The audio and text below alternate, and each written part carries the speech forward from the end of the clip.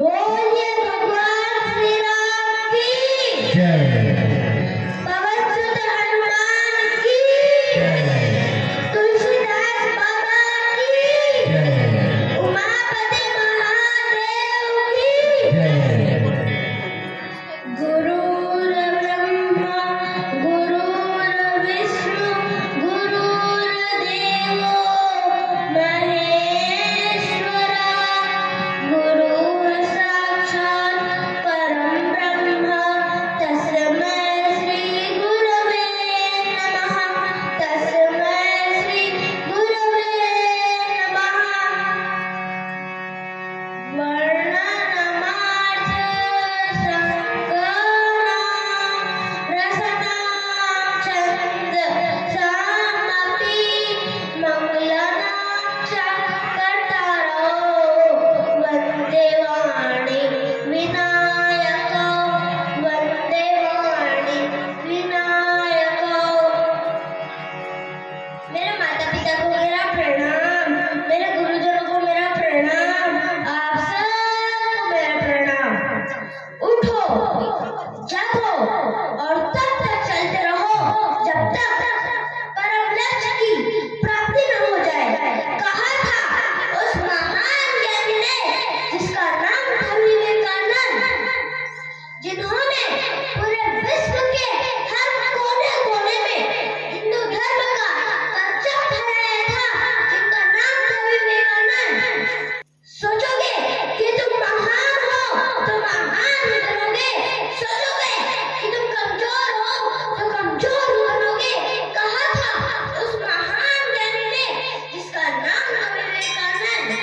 तो भगवान श्री राम के साथ साथ स्वामी विवेकानंद को भी मेरा प्रणाम। कार्यक्रम का आनंद ले रहे मेरे प्यारे माताओं को भी मेरा प्रणाम, क्योंकि आप सभी माताओं के कृपा एवं आशीर्वाद से ही मैं आज यहाँ राम कथा कहने का छोटा सा प्रयास कर पा रहा हूँ। गलतियाँ होना स्वाभाविक है, लेकिन आप मुझे अपना बच्चा समझकर क्षमा कर दीजिएगा। तभी तो कहते हैं ना कि ऊपर जिसका अंत नहीं उसे आसमां कहते हैं, ऊपर जिसका अंत नहीं उसे आसमां कहते हैं, और नीचे जिसका अंत नहीं उसे हम माँ कहते हैं, उसे हम माँ कहते हैं।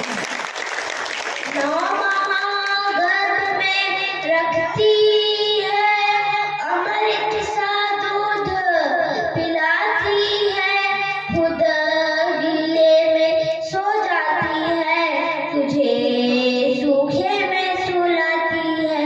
अगर काटा तुझे चुभ जाता, नेत्रों से अश्रु बहाती है। अफसोस अब इस बात की बुढ़ापे में कष्ट पाती है। यानी कि माँ 9 माह हमें अपने गर्भ में रखती है, फिर अपना मीठा अमृत सा दूध पिलाती है। और जब हम छोटे थे ना तो सोते सोते माँ के बिस्तर को गिरा कर देते थे। अब आप लोग कहोगे बिस्तर गिरा कर सो जाता था, अरे सो करके गिरा कर देते थे। तब माँ क्या करती है, खुद उस गिले में सो जाती है और हमें सूखे स्थान में सुलाती है। और जब हम थोड़े बड़े हुए और खेलते खेलते जब हमारे पैरों में कांटा चुभ जाता है तो हम रोने लग जाते हैं, तो माँ भी हमें देखकर रोने लग जाती है। और जब वही माँ बूढ़ी हो जाती है तो बहुत कष्ट पाती है, क्योंकि जब हम छोटे थे तो माँ हमारी सेवा कर रही थी, और जब हम बड़े हो गए और माँ बूढ़ी हो गई तो हमें उनकी सेवा करनी चाहिए, लेकिन हम वो काम नहीं करते, इसलिए माँ बहुत कष्ट पाती है। मेरी प्यारी माताओं, हम सबकी चार माँ होती हैं। अब आप लोग कहोगे हमारी तो केवल एक ही माँ है, ये 3 माँ और कहाँ से आ गए? तो मैं बताऊं, हमारी सबसे पहली माँ वो है जो 9 महीने हमें अपने गर्भ में रखती है, फिर ना कष्ट सहकर हमें जन्म देती है, फिर अपना मीठा अमृत सा दूध पिलाती है। वो है जननी माँ, तो बोलिए जननी माता की। हमारी दूसरी माँ वो है जिसके गोद में हम बढ़ते हैं, जिसके गोद में हम खेलते हैं, जिसके गोद में हम अनाज बोकर खाते हैं, वो है धरती माँ। तो बोलिए धरती माता की। हमारी तीसरी माँ वो है जब हम जन्म लेते हैं तो एक दिन तक माँ के दूध पीते हैं, फिर जिसके दूध पीकर हम सब बड़े होते हैं वो है गौ माँ। तो बोलिए गौ माता की। हमारी चौथी माँ वो है जो हमें मरने पर काटती है, वो है गंगा माँ। तो बोलिए गंगा माता की। इस प्रकार से हमारे चार माँ होते हैं। पहली माँ कौन देती?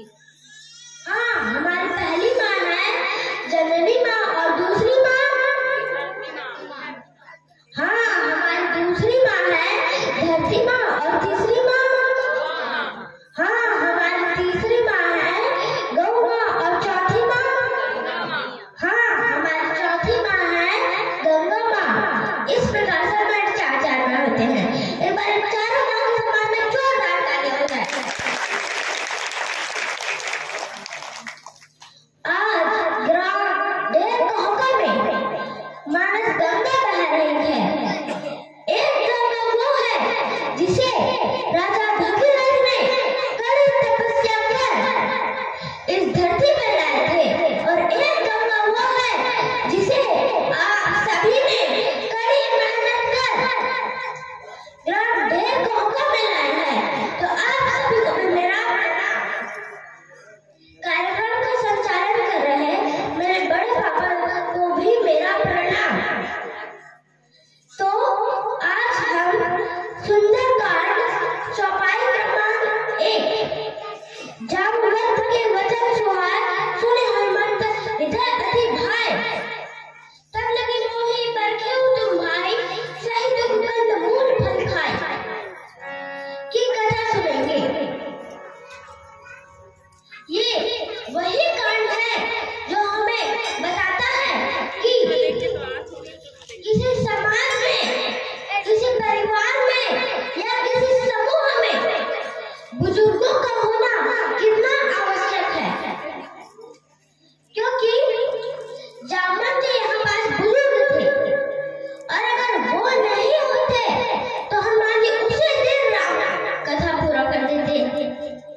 क्यों?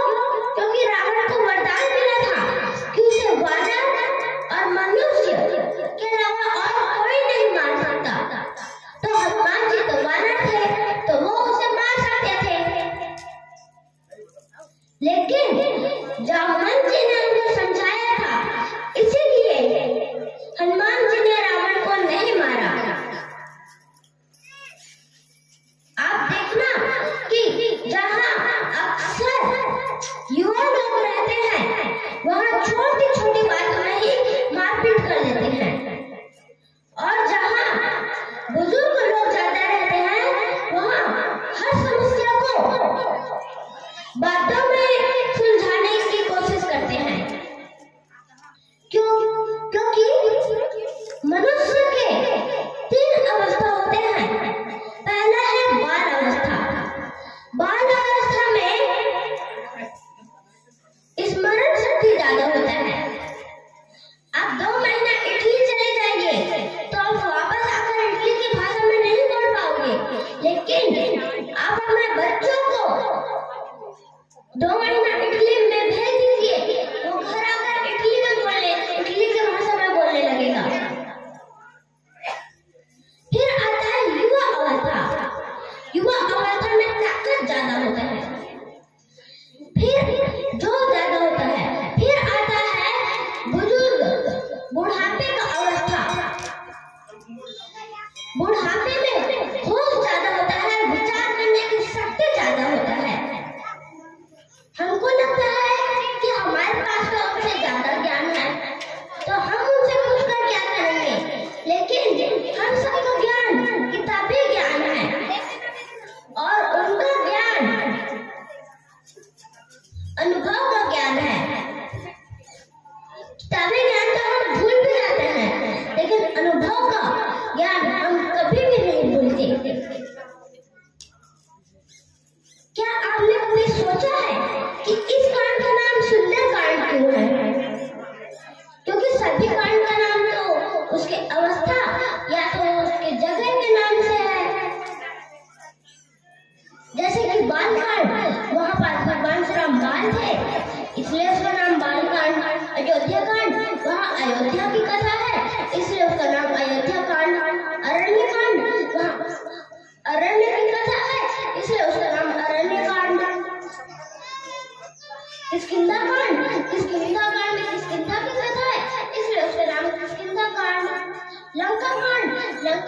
लंका की कथा है, इसलिए उसका नाम